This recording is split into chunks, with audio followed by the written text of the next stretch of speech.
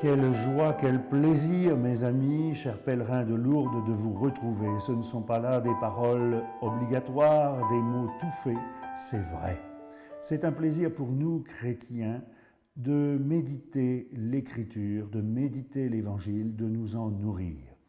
La tâche qui m'est impartie aujourd'hui est de parler du verset 27 de l'Évangile selon saint Jean au chapitre 19. À partir de cette heure-là, le disciple l'a pris, il s'agit de Marie, chez lui. L'Évangile selon saint Jean semble a priori pour beaucoup et perçu comme difficile. Il n'en est rien. Nous nous disons, mais nous ne sommes pas intelligents, nous n'avons pas fait d'études, nous sommes petits, humbles, pauvres. Comment entrer dans un évangile difficile? Cet a priori est faux. L'évangile selon saint Jean s'adresse à chacune et chacun de nous. Je prends deux personnages du début de l'évangile pour vous montrer qu'au contraire, saint Jean vient nous chercher là où nous sommes. Au chapitre 4, la Samaritaine, elle va au puits et rencontre Jésus. Un discours, un dialogue commence. Or, cette femme qui cherche le bonheur, qui a soif de la vraie vie, ne sait où le trouver, où trouver cette plénitude de bonheur qu'elle cherche, dont elle a soif.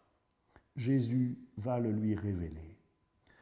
Mais elle a un peu de difficulté, cette femme, à entrer dans la perspective de Jésus.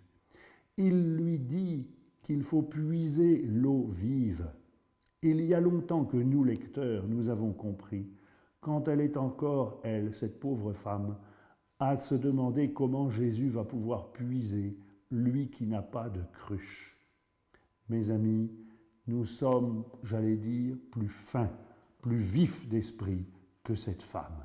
Saint Jean fait exprès de la mettre en scène pour nous montrer que quelqu'un qui est lourd peut être conduit par la main jusqu'à l'intimité avec Dieu. Cette femme qui mène une vie épouvantable, qui ne comprend pas où Jésus veut la conduire, voilà qu'elle va être introduite dans la vie même de Dieu. Au chapitre précédent, le chapitre 3, il s'agit de Nicodème, cet homme qui viendra voir Jésus de nuit par peur des Juifs, mais aussi parce qu'il est dans les ténèbres de la non-foi.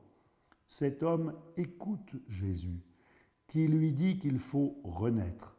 Il y a belle lurette que nous, lecteurs, nous avons compris que cette nouvelle naissance, c'est le baptême. Nous sommes arrachés à la nuit, aux ténèbres du péché, du doute, de la mort, pour être introduits dans la vraie vie. Le pauvre Nicodème ne comprend que très difficilement. Et alors que Jésus lui parle depuis déjà longtemps, il en est encore à se demander comment il va pouvoir renaître. Est-ce qu'un homme âgé, peut-être 70 ans, va pouvoir rentrer dans le sein de sa mère pour qu'elle accouche à nouveau? Nous sommes tentés de sourire. Mes amis, n'ayons pas peur. Même si nous ne sommes pas des intellectuels, nous pouvons parfaitement suivre l'enseignement de saint Jean. Il vient nous chercher là où nous en sommes. C'est d'ailleurs ce que Jésus fait lui-même. S'il est baptisé, c'est un thème que j'aime bien reprendre souvent, dans le Jourdain, c'est parce que cette rivière, c'est le point le plus bas qui se puisse trouver sur la surface du globe. La mer Morte est à 390 mètres en dessous du niveau de la mer. Si c'est là que Jésus est baptisé et qu'il va commencer son ministère public, ce n'est pas simplement parce que l'Évangile nous indique des précisions topographiques. Il est évident que Jésus descend au plus bas du plus bas. Il n'y a pas de point plus bas sur la superficie du globe. Il nous rejoint là où nous en sommes, au plus bas du plus bas, pour nous élever. Dieu s'est fait homme, disaient les pères de l'Église, pour que l'homme devienne Dieu. Saint Jean, comme le Christ, nous éduque. Ducere en latin veut dire conduire. Éduquer, ex ducere, nous faire sortir de notre bassesse où il nous rejoint pour nous élever et nous attirer à lui. Laissons-nous donc conduire, instruire, éduquer par Saint Jean et à travers lui par le Christ lui-même. Vous le savez probablement, l'évangile de Saint Jean comprend deux parties qui se distinguent par des mots, un vocabulaire différent. Dans la première partie, c'est le temps des signes, avec un jeu de mots entre Jésus et ses interlocuteurs. Les interlocuteurs de Jésus veulent un signe au singulier. Quel signe au singulier vas-tu donner pour que nous croyions? Sous-entendu, que nous n'ayons plus à chercher, que nous ayons l'évidence que tu es le Fils de Dieu et que nous soyons débarrassés, j'allais dire, de toute quête. Jésus répond toujours par des signes au pluriel, qui sont comme autant de jalons, autant de balises sur une route, sur un itinéraire. Jésus ne s'impose pas massivement. À aucun moment de notre vie, nous ne pourrons dire « j'ai la foi et j'ai fini de chercher ». Au contraire, c'est parce que nous croyons que nous cherchons, c'est parce que nous cherchons que nous aimons, et parce que nous aimons que nous cherchons. C'est un itinéraire. Nous sommes des disciples qui vont marcher à la suite de Jésus. Les disciples demandent « Maître, où demeures-tu » Jésus leur dit « Venez et voyez ». Ils entament un itinéraire, un chemin, une marche. J'aime bien évoquer la manne dans l'Ancien Testament. Chacun avait de quoi manger, mais il ne pouvait faire de provision pour le lendemain. La foi n'est pas un pactage que nous avons reçu une fois pour toutes. On ne peut pas dire « je la tiens, je l'ai ». C'est un itinéraire, c'est un chemin.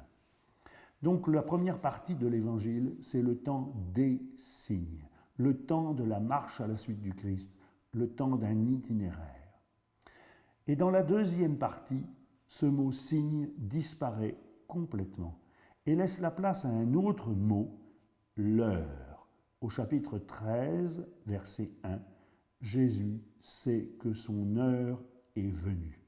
Ce mot heure n'apparaît pas dans la première partie de l'Évangile, sauf à Cana, où Jésus dit précisément « Mon heure n'est pas encore venue ». Cette heure de Jésus, c'est son arrestation, sa passion, sa mort, sa résurrection et sa glorification. Dans l'Évangile selon saint Jean, c'est tout un. C'est un seul et même mystère. C'est quand le Christ meurt qu'il glorifie son Père et que son Père le glorifie. Passion, mort et résurrection, ascension, glorification, tout cela ne fait qu'un. Lorsque donc Jésus dit à Jean et à Marie « Voici ton fils, voici ta mère », et à partir de cette heure-là, le disciple l'a pris chez lui, il n'est pas question d'une phrase quelconque. À partir de cette heure-là, c'est à partir de la mort, de la résurrection, de la glorification du Christ, que Jean est confié à Marie et que Marie est confiée à Jean. Mes amis, cette heure de Jésus, c'est le moment le plus important, évidemment. Jésus est venu pour cela, glorifier le Père et que le Père le glorifie. Mais entrer dans l'heure de Jésus suppose le temps des signes, suppose l'itinéraire préalable, suppose que nous nous mettions à son écoute, à son école. Très curieusement, dans l'Évangile selon saint Jean, il n'y a pas le récit de l'institution de l'Eucharistie. Jean s'attarde longuement sur le lavement des pieds, mais ne rapporte pas l'institution de l'Eucharistie, que l'on trouve chez saint Paul et dans les synoptiques. Cette institution de l'Eucharistie est un texte extraordinaire. Jésus, nous le savons, prend du pain et du vin et dit « Ceci est mon corps livré pour vous, ceci est mon sang versé pour vous ». Mais il ne dit pas, j'allais presque dire « hélas » parce que ce serait facile, « dites-le annoncez-le, proclamez-le. Ce serait facile, le dire, l'annoncer, le proclamer. Jésus dit, faites-le. Aïe, aïe, aïe, que c'est difficile. La vie du prêtre devrait être corps livré sans verser, don total et sans réserve de lui-même. Faites-le. Mes amis, lorsque nous célébrons un mariage, les époux se disent l'un à l'autre, je me donne à toi pour toujours et sans réserve.